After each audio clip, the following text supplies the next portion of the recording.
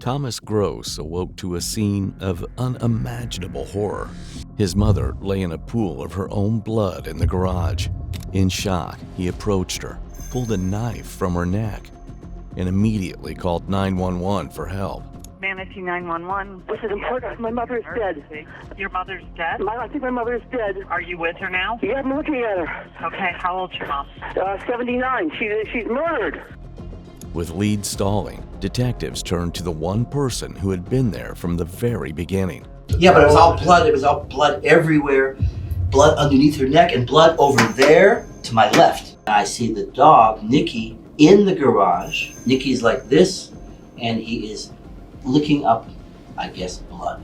At first, the case appeared nearly impossible to crack, with suspicion scattered in every direction. But as the evidence surfaced, it revealed a killer who didn't just hide in the shadows, but stood calmly in the light, waiting to be discovered. On January 23, 2012, the quiet community of Lakewood Ranch, Florida was shaken by a brutal discovery. Ina Gross, a 78-year-old widow known for her compassion and volunteer work, was found murdered in the garage of her own home.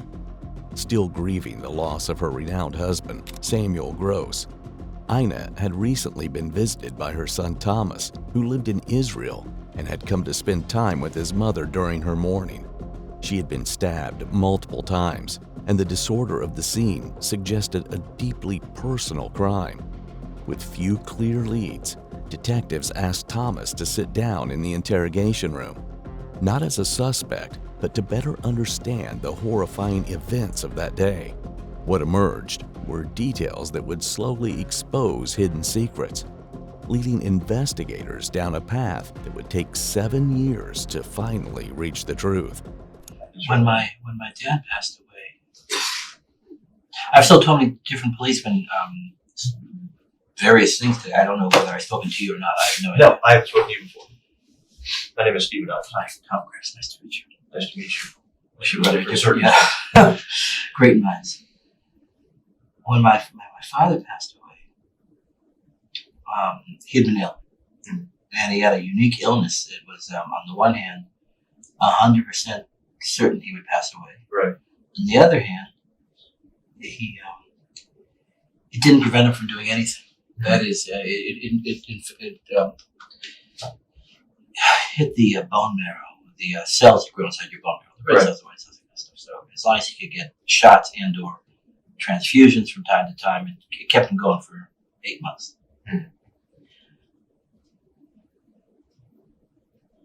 But we knew he passed away. Right. And he told us, and he said that's his profession, and it was very clear, very, very clear. And thank you. Welcome. And so I had this unbelievable sadness when it occurred. And I remember eating, like even overeating, because you get just so hungry. So go ahead. All right, what we want to do is we want to go through exactly what happened yesterday and then last night and then what led up to this morning, okay? From about probably the time you woke up yesterday morning. Yeah, we want to go through the whole day. Okay. And this is, I have to write this down. It's being recorded, right? We're recording. Okay, cool. All right, but I might take notes if you don't mind. Yesterday morning is Sunday morning? Yes. Okay. Yep. My sister Ellen, who you met, I'm going back a bit to give you a background, was in Baltimore for business and she was ill. She went there despite having a bad bronchitis. And therefore, neither my mom nor I had an opportunity to see her on Saturday. We made plans and we carried out these plans to see her and Dave on Sunday. We had thought that maybe we would drive up to Lutz, which my mother often does. Who's Dave? I'm sorry, Dave is my sister-in-law's husband. Okay. So your brother. My brother-in-law. I'm you have to do a lot. That's okay. However, my sister said she was feeling well enough and that we would meet in St. Petersburg. at one of those nice restaurants they have on the water there. This is yesterday. Just yesterday.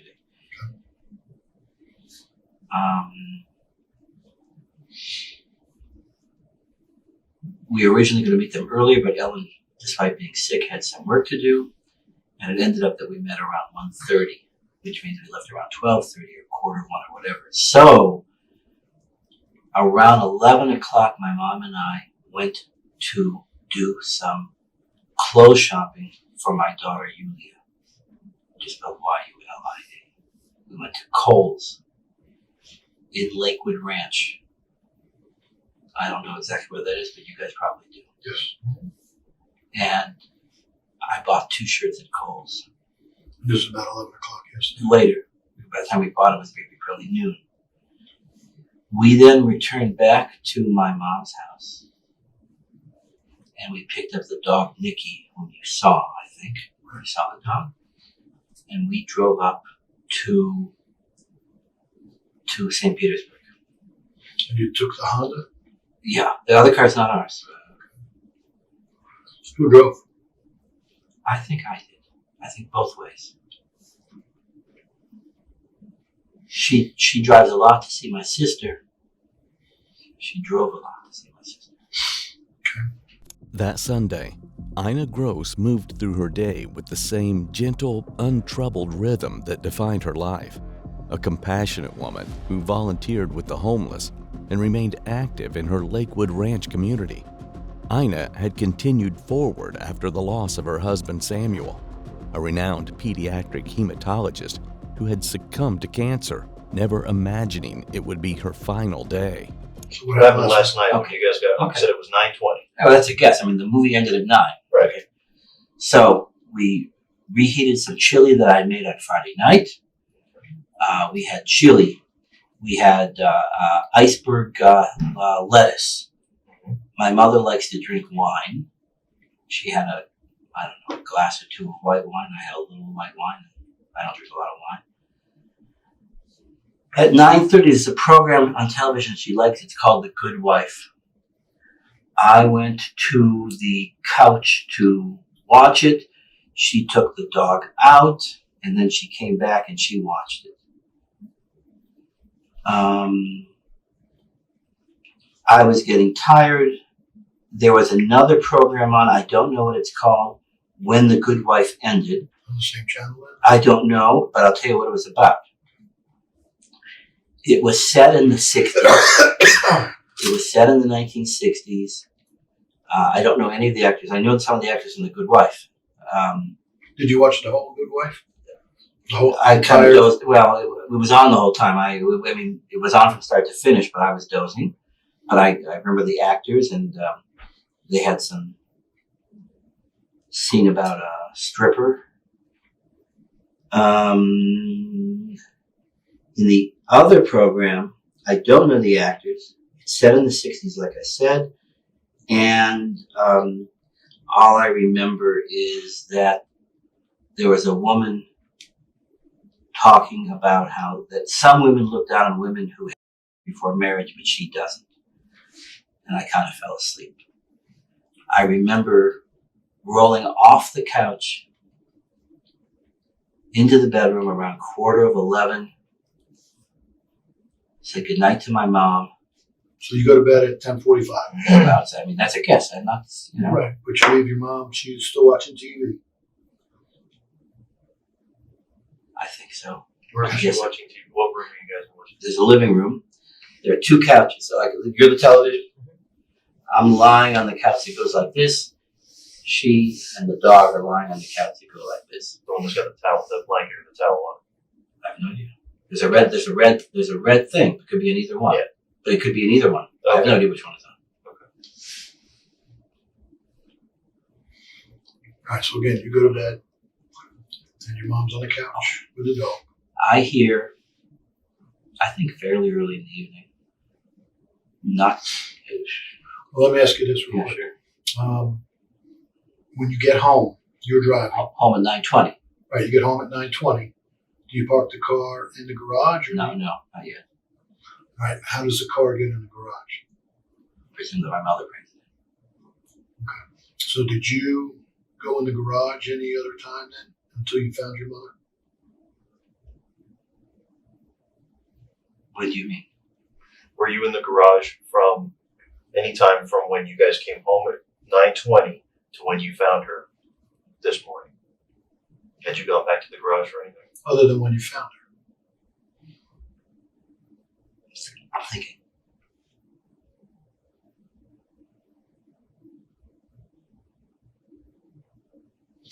We had a thing of tomato paste that she wanted me to throw out. There's a when you go into the garage, here's my mom's car, here's the other car. On the left, there's a bin of recyclables. Okay. I threw out tomato paste. To the best of my knowledge, that's the only time I was in the garage. When was that? About what time? Like 9:30, maybe when the good wife begins. Maybe before dinner then? Or? no, after the It's definitely but before the show. at the beginning of the show. I don't know. And at that point, was the car in the garage, or was the car in the driveway? I believe that the car was in the garage. She may have brought it. Oh, so I'll tell you when it was. I guess if she took Nikki out at 9:30, then when she brought Nikki back in, she probably pulled the car into the garage. That's my guess. Okay, but when you put the tomato paste The car was there. in the recyclables, The car was there. and the garage door was closed, And always. I mean, at night, always. and this would have been 9:30. 9:10, 9:30 now. As Thomas now recounts his version of that day, detectives listen closely, hoping to understand how such a horrifying scene came to be. Investigators would later note that while a single jugular wound could have been fatal, Ina suffered multiple stab wounds, and her body was found in a large pool of blood in the garage with signs of excessive violence that pointed to intense rage or vindictiveness. My mom gets up a lot at night. She doesn't make a lot of noise. I occasionally hear her puttering around. I believe I heard her puttering last night, but not at the beginning of the night. Like I don't know. Let's say midnight. Could be earlier, 11:30. Could be 11. And I had set my cell phone alarm for 3:45 a.m. She was also supposed to set hers and wake me up. Where do you use your iPhone or iPhone. for your alarm? iPhone. Where's your iPhone? I have no idea. It's in the house somewhere. I mean, it's in the bedroom. I may have had it. I don't know where it is. I don't know. So you put the tomato paste can in the recyclables. Yeah, 9:45, 9:30. Okay, so you set your iPhone alarm for 3:45. Got up at 3:45 and promptly fell back to sleep. Okay, when you said you got up, did you actually get out of bed, or you just wake up, smack the alarm, and go back to sleep? I did. Gotcha. Okay. Counted on my mom. We were going to leave the house at approximately 4:30 because my flight is at 6:45 and we wanted to be there at 5:30. It's about an hour from there to the Tampa area. I'm sorry, your alarm was set for 3:45. 3:45. I woke up, and again, now I can't give you the exact time because you will be able to check it against when I called 911. I got up between 5 and 10 minutes before I called 911, whenever that was. Let's say that is 5:30. It could be earlier. I don't know. Fair enough. But if it's 5:30, that means I got up at 5:20 or 5:25. Would you say 10 minutes before 9? 5 to 10 minutes before. 5 to 10 minutes. And I'm staying back. I said, my goodness, it's late and we're going to have to rush to the airport. And I walk through the house and I'm looking for my mom and I don't see her and I'm not concerned. And I see the dog, Nikki, in the garage. And I go to get Nikki, and Nikki is not, excuse me, I'm going to touch you for a second. Nikki is not touching my mother like this. Nikki's like this, and he is licking up, I guess, blood. Let's just, when you wake up, what are you wearing? Do you get dressed? I put on my jeans. I was wearing underwear, the regular white jockey underwear, not the short kind, not the not the stuff that goes under here, or here. And So you put on your jeans. You I put on my shoes. jeans. Put on my shoes. Those casual brown shoes. I put on socks and shoes. Shoes, maybe. I don't know. I don't know. I'm sorry to have to ask you such specific Okay, questions. I would. I don't know. But I mean, can tell you're getting upset with this. I'm not upset. All right, well, I don't want you I'm to get upset about something else altogether. I'm not upset, sir. because we're all on the same side I here. know We're that. trying to. I know that. I'm not upset. All right, so you wake up. Now you're late. So you put on your jeans, your socks and shoes. I believe so, yes. And I see the dog, and then I see my mom. No. So you wake up, and then what do you started looking for your mom? Where'd you go first? Did you go in a bedroom? Yeah, sure. But come out of, I don't know whether you know which room I'm in. There's a room with 2 double beds. Is that the one you're in? That's the one I'm in. Did you make the bed when you woke up? No. There is, you come out of that room, you walk past some chairs, which are like kitchen stool chairs. And you take a turn, or kind of a right turn, and then a left turn that takes you to my mom's bedroom. So it's my mom's bedroom. She wasn't there, and in the bathroom. Then I took a look in case she was in the living room. I just walked past it. And then I looked at the bedroom where my suit is and my shirt. And I said, Jesus Christ, I better get dressed in a hurry. And then I looked down the hall. And I saw Nikki, the hall where on the left there's a washer and a dryer. I saw Nikki the dog. In the garage. Nikki the dog was in the garage. As the interrogation unfolds, Thomas appears focused on the horror of the scene itself, repeatedly returning to its most disturbing details. But to the detectives, these details begin to feel like a diversion. Calm and deliberate, they steer the conversation back to simple, ordinary questions. It's a calculated shift because the investigators are now preparing to introduce evidence that will reshape the entire case. Was there any lights on? Because now it's like 5, so let's say 5:30. Yeah, but I don't know what the lights are, sir. No, but I don't- you were walking around looking for your mom. Were the lights on? There's some lights on. Yeah, of course. I don't know which lights are on and which lights are off. I have no idea. Well, it's pretty important. Because, whoever came in there could have turned lights on. Or, Okay, you're a detective. You think about these things. right, and that's why I'm asking you to think. You have a graduate degree. You're a smart guy. You're being nice. Did you use the restroom when you got up? Probably. I definitely used it at night. Which restroom were you using? There's 3. I've used all 3. During the night, I tend to use only the restroom that's near the bedroom I'm in. But I've used the one in my mom's room, and I've used the one in the when you walk through the garage and you go out to the left. There's a restroom there. I've used that as well. Which one? You said you think you may have used the restroom when you got up, when you went looking for your mom. The one that would be immediately near me. Okay. Do you remember doing that, or? No. I mean, it's not the kind of thing you tend to think about. Right. I don't mark it on my calendar either. I'm just wondering if you remember. I know at my age, I have to get up during the night. Me and you are the same age.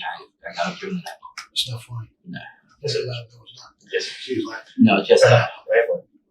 you wait. Your time will come. You have to put it on your calendar. Glasses too. Oh, well, I need them. I don't wear them, but I need them. Just for close. For reading. All right, so let's just nail down this thing with the door. I have a concern about that because it's the way you said the dog was licking the blood, and you wouldn't have been able to see that. So, And I don't. but we need to explain all these things. So The John, screen doors on I don't spray. know. I don't know. I remember. What I remember is seeing Nikki. And Nikki was outside and Nikki was licking the blood. Now, when you Maybe saw, he made noise and I went up. I don't. It's not the it's not the kind of thing that you think about. now when you were coming back down the I have hallway, no idea. when you're coming back down the hallway, What do you mean back that? What's that? when did you see Nikki in the garage? When you were going to the bedroom or coming out of the bedroom?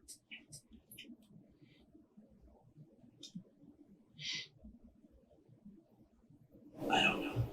Okay. I don't know. Yeah, because you said you'd gone through. Your mom wasn't in the room, so then you went to the back. You went to the old study to go put your clothes on because you were thinking you were going to be late, right? Right. I was late. Right. So had you made it into the bedroom yet, or no? I don't know. Okay. Maybe. I don't know. Okay. But either before or after you saw Nikki either before or after you got to the bedroom, you saw Nikki down that hallway when you passed by. Is that correct? Either before or after. Sure, it's one or the other. I don't know. That's what I'm saying. I don't know. I don't know. Okay, now did you go into the garage when you saw Nikki? Yes. Okay. And that's when you see your mom. I saw my mom. I saw her want to puke. Did you puke? No. Are you sure? Because there's some vomit in the car. I did But not. in the car, than inside the car. I did not puke. No. Did your mom vomit at any time, like on any of your trips yesterday? Not that I saw. You would have seen, No. right? You So were the in answer the is car. no. So the answer is no. All right, so you see your mom. And So there's vomit in the car? so the first thing you see, There's vomit in the car. yes, sir. At this moment, the carefully held narrative begins to fracture. Toxicology would later reveal that Ina had Ambien and Benadryl in her system, showing evidence that she had been drugged before her throat was slashed multiple times, explaining the vomit found inside her car. And that raises the question investigators were closing in on next. Who was behind it? When you see your mom, what do you do? This is very important. What do you do? Because we have to explain physical After evidence. I take it, after I want to puke.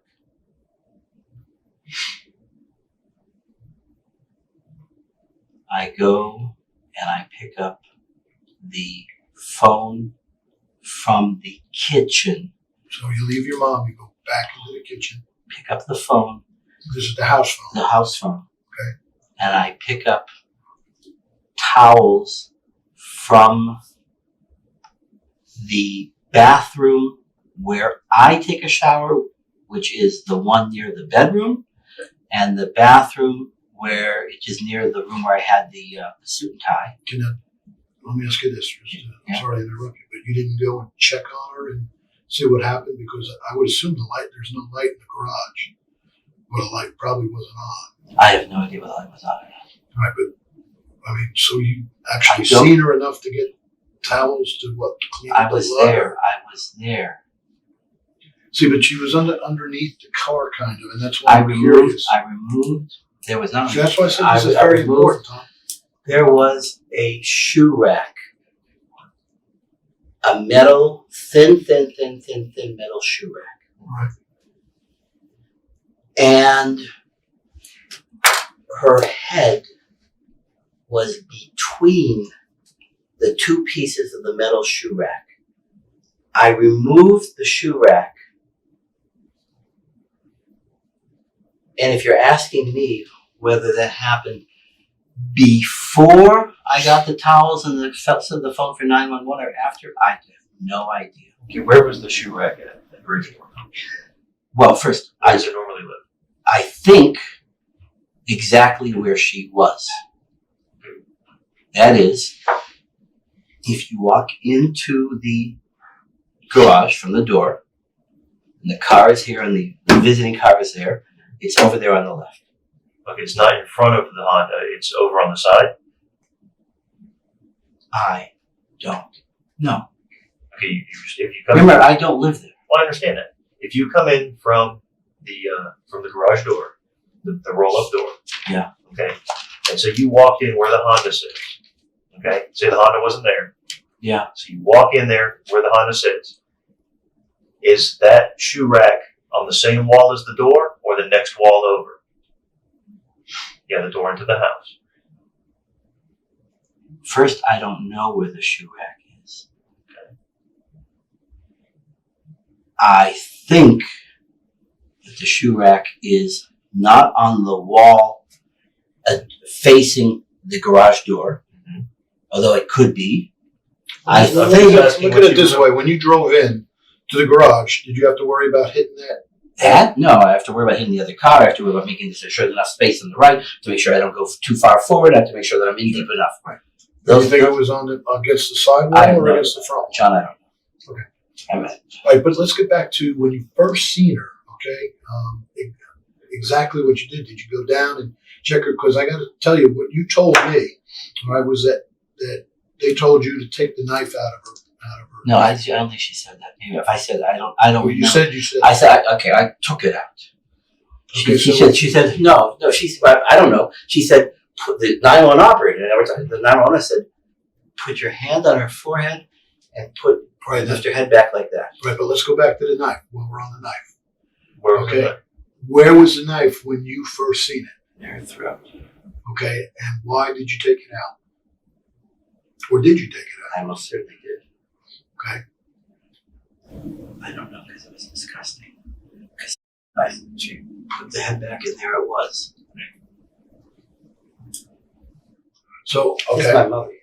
I know, sir. All right, and I'm sorry we have to go through this, but it's very important because there's physical evidence that doesn't match what you're telling us, so we You got to say so, but- reconcile it. Okay, well, look. All right, well, you know what reconcile means, right? Yeah, I'll tell you, I do, but I think you're looking for something that isn't there.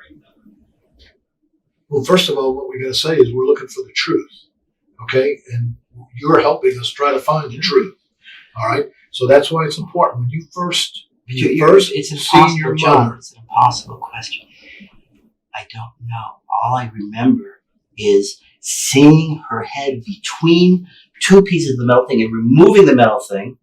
And I remember taking the knife out, and I believe, and if I said this, I apologize. I don't think I said it. But I don't think it was because the 911 operators had taken the knife out. I don't recall that at all.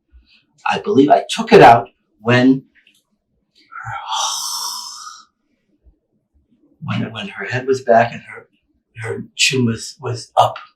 What unfolds no longer feels like a simple recollection, but a sequence delivered with careful precision.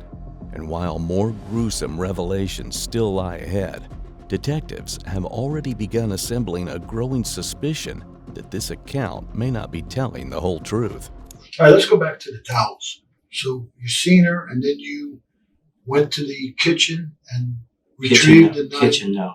Well, you said you went and got the phone from the kitchen. For the kitchen, for And the then phone. you said you went and got the towels from your bathroom. 2 bathrooms. Okay, 2 bathrooms. All right, now what predisposed you to go and get towels? Because it was blood everywhere. All right, so when you walked in, that's what I'm getting at is you seen your mom laying there and there was blood everywhere. Where'd you get the towels from? Were they hanging on the towel racks or were they in a closet? Towel racks. Towel racks. Okay. Well, actually, my bathroom, they were draped over the shower. You want another cup of coffee, Tom? No, Are you sure you want some water? I'm fine, John. All right, I'm sorry we have to get so specific here, but what we're trying to do is just we just need the sequence of what happened. I'm doing my best. And you are. You're doing very well. Right, this You is very were the traumatic. first one there. So I was this the is, only one. right. Which is the point. That's why we need to know as much as you can possibly remember. Okay? So you came into the garage. I tell you again, in no order. Let's try to get an order, okay? You came into the Order. garage. You seen your mom. I see Nikki and my mom. Okay. I don't believe that I believe I went straight to get towels and the phone. Okay. Did you touch your mom first or no? You just walked in there and saw her I and don't then came remember. back out? I don't recall. I have no idea. No idea. Okay. I come up to my mom. Now I have the phone. There are towels. I throw them down. I see that her head is. I'm about the following. I'm very certain. I think I'm very certain. Not certain about anything. But I take her head was kind of trapped between the 2 wires. On one of the shelves. The little shoe thing. Yes. I'm calling 911. I don't know whether I moved her head first or call 911 first. I get a very quick response. I say, I think my mother is dead. You can listen to the tapes. You know what was said. You know better than I. You will know better than I. And she is telling me to check for breathing. She says, put your hand on her forehead, put her head something, and see if she's breathing. Did you do that? Yeah, except it was, and I see this knife in her throat. So I remove the knife. And then I said, look, she's not breathing. You remember what you did with it? Absolutely no idea. No idea. It's there. I mean, your fingerprints are going to be on the knife. Absolutely.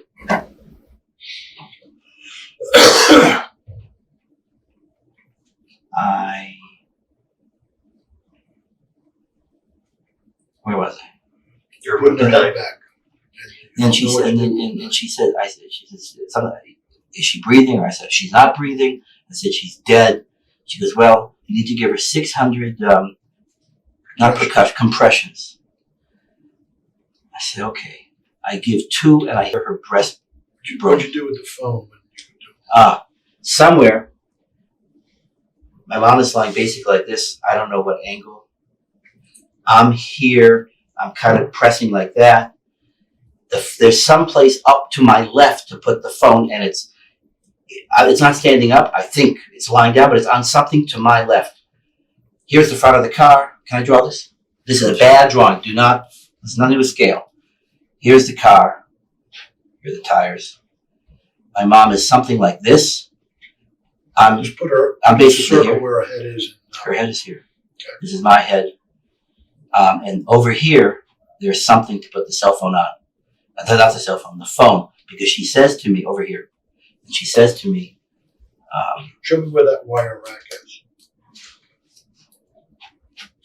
Now, what did you do? Because that was over her. Did you pick it up? I don't know. I mean, I'm sure.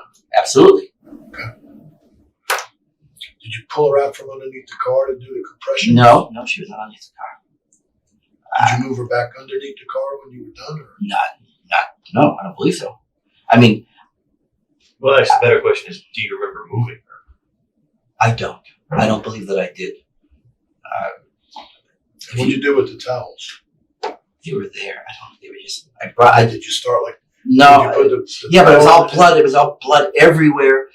And then I put my leg down, and it was full of blood where my leg was. When I'm going like this, and there's blood underneath her neck, and blood over there to my left. To my left, there's blood.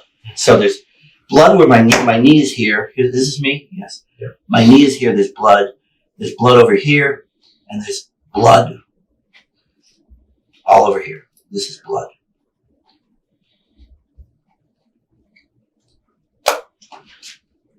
And you put the towels on top of the blood, correct?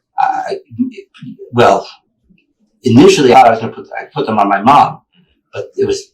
Then she said, "No, you got to give her the percussion." So anyway, I counted up to 240, and it was ridiculous. She was just dead. How did you know you broke her breast? I heard it. I mean, the autopsy will tell you guys. I heard it. I'd be very. This is really morbid. I'd like to know that, but I'm sure I did that. But you heard it correct? I believe I did, sir. The tone in the room begins to change as detectives narrow their focus, shifting away from generalities to precise, pointed questions. With each question, a new pattern starts to form, and the interrogation moves into dangerous territory. But just beyond these answers, Thomas is preparing to introduce a theory that is about to redefine what happened inside that garage. You asked me earlier today, early in the morning, what could it be to think? And I don't know, obviously. The only thing I can think of, and I'm not suggesting this because I have no idea, my mom has nothing valuable in the house, with the exception, I would have been happy to put it out to you, or when we get back to the house, if the house is, we can walk through it, one painting, which she's told me is worth a lot of money. But not millions, tens of thousands. Only well, while you're on the subject, though, your mother's worth, you said, 5 to 6 million? No, I think less. I think $4 to $5 million. She gives us updates all the time. She sent an update yesterday, both to my sister Ellen and to me. Ellen opened it. I didn't open it, but what she does is every couple months, she likes to she's very methodical because she moved money, apparently different CDs and whatnot. And I don't know. I am you asked me if I'm the executor. I don't believe I'm the executor. I am the trustee along with a distant cousin of the proceeds of her will. And I am a beneficiary. And I've never seen the will. To the best of my knowledge, based on what she's told me, it has 4 components. I get a certain sum of money. My sister Ellen, who you met, gets a certain sum of money. And I can be foggy about the next 2 because I've never seen it. On behalf of my sister Abby, who's flying in, I am supposed to manage that money for her and make sure she doesn't make a mess of it. And on behalf of my sister Sarah, who's schizophrenic, the 3 of us, from our proceeds, are supposed to always leave enough that we're always taking care of. Okay. You told me earlier that she had she was a great woman, absolutely. She was a little off because her husband passed away about a year and a half ago. My mom, My my mom, like everybody, has pros and cons.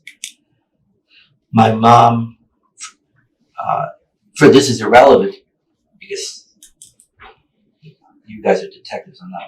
This was murder if I ever saw it. There's no way she could have committed. She could have, but not last night. That's just impossible. I saw the blood. She was, but not daily. She frequently talked about going to the top of the Skyway Bridge. She mentioned that apparently a motorcyclist a couple months ago went to you guys familiar with that? You heard about that? You were there. That's your case. And I stood, this is so morbid. And I said, I was making a joke. I like to make jokes, especially when things are black. And I said, did they ever find the body? And she goes, no, she doesn't think so. I said, aha, this is why you can't jump. Because when you die, you made it very clear. And this also could be in the will. I don't know. I've never seen it. You made it very clear that you want your body to be cremated like Dad. And then for us to take the urns with both of your ashes and to take it up to Boston where you were both raised and to take both sets of ashes and pour it into the ocean. And therefore, I'm making this black joke. If you jump off the Skyway Bridge and we don't find your body, we can't cremate you. Therefore, you can't be dumped into the ocean. Ha, ha, ha, ha. She talked a great deal on Friday. She said something to the effect of that she doesn't want any further part of this world, but that has nothing to do with what happened last night. It'd be highly unusual for her to stab herself in her neck. No way. No way. One of the policemen before you arrived asked me if I thought it was self-inflicted, and I don't know whether this is a question that a policeman is required to ask. Again, if he's required, please forgive me. I thought it was the stupidest question I've ever heard. While we're talking about the knife, can you describe where it was on her neck and whether it was like straight up and down or on an angle or like which way the blade was? No, I just know that there were several and the blade was in. I don't know what angle. Like how was it? Like did you? I don't. Was it hard to get out or? I don't recall it being hard to get out. I just remember pulling it straight out. Okay, you just went like this, pull it straight out. When you had to go like that? Not to the best of my knowledge. I don't know. You guys did the forensics. I don't know. I just remember taking it out. Right, but Tom, you just went like this. Yeah. It's almost like a cutting. Did you do any more damage maybe when you? I hope not. I certainly hope not. Is it possible? Unlikely, but possible, but unlikely. I don't think so. I may have used my left hand. I don't know.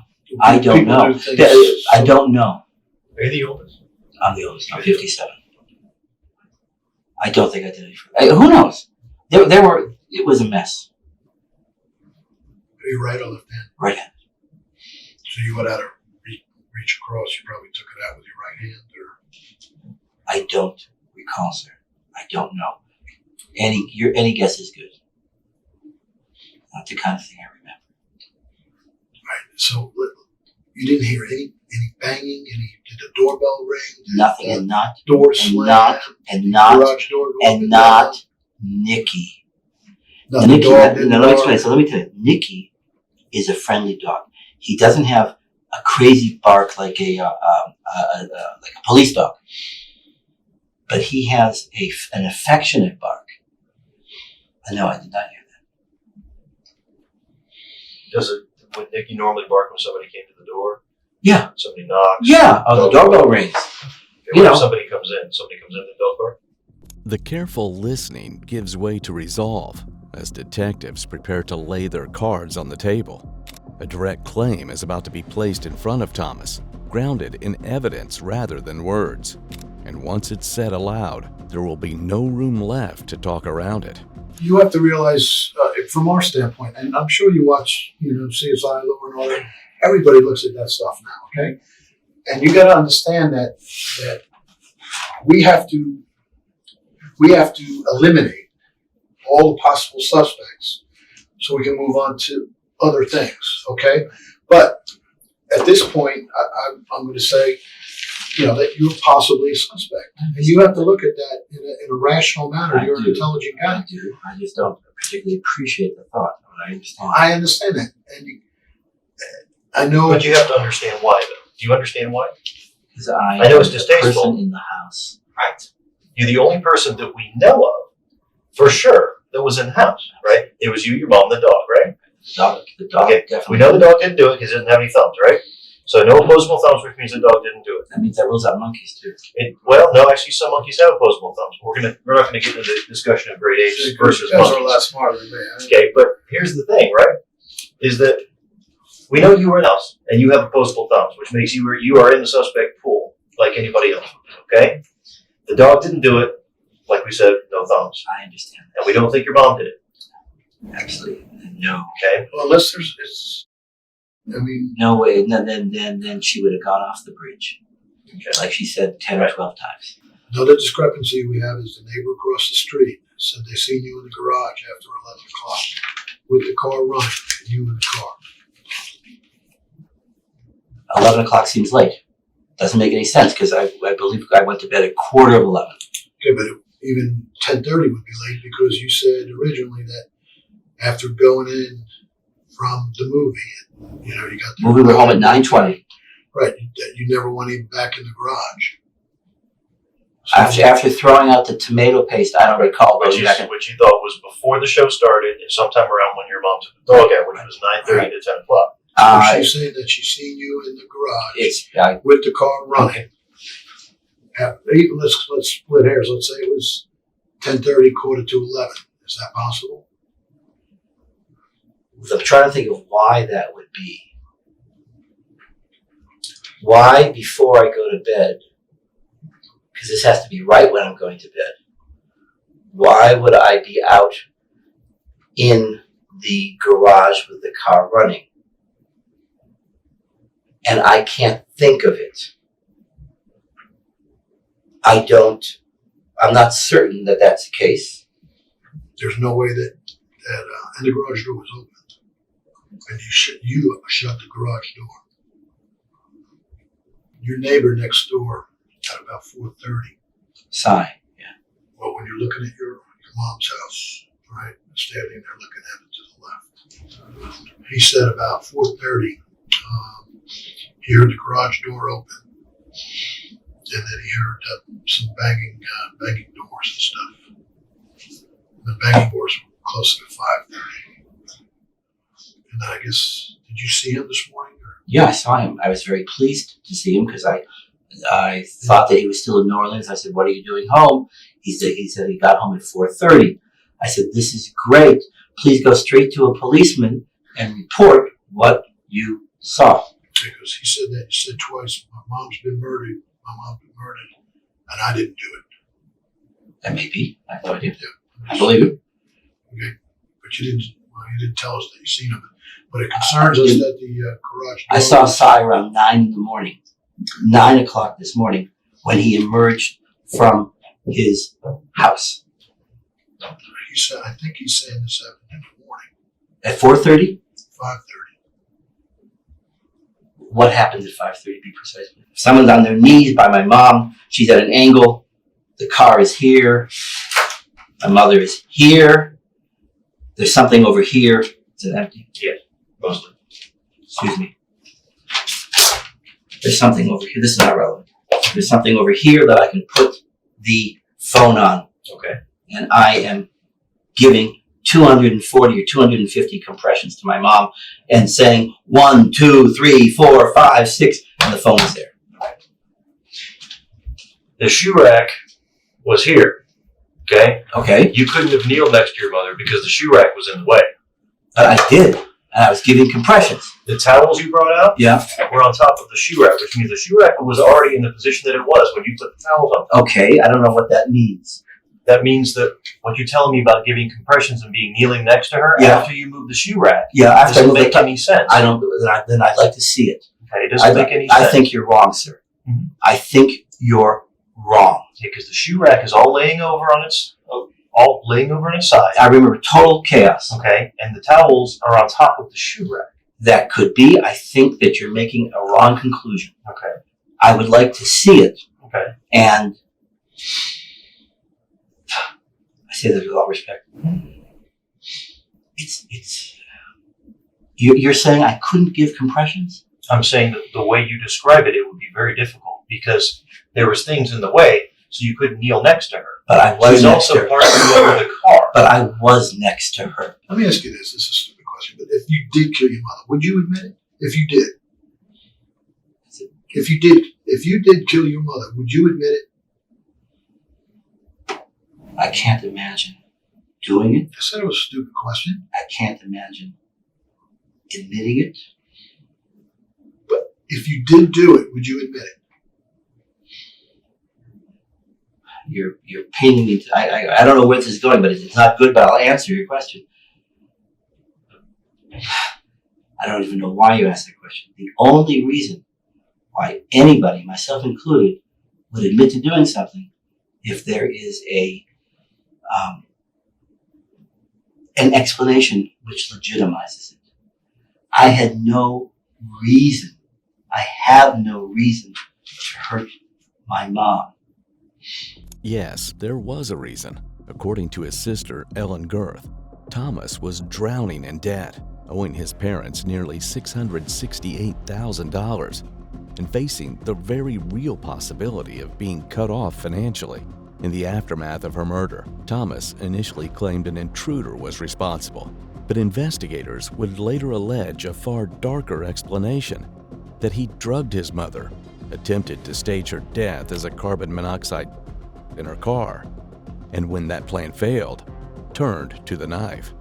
This leads us with a sad yet haunting question. How deep does greed have to run for a son to see his own mother not as family, but as an obstacle to his fortune? For 7 long years, justice was delayed as Thomas Gross fought extradition from Israel. Finally, in a Florida courtroom in May 2022, he was found guilty of the first-degree premeditated murder of his own mother and sentenced to life without parole.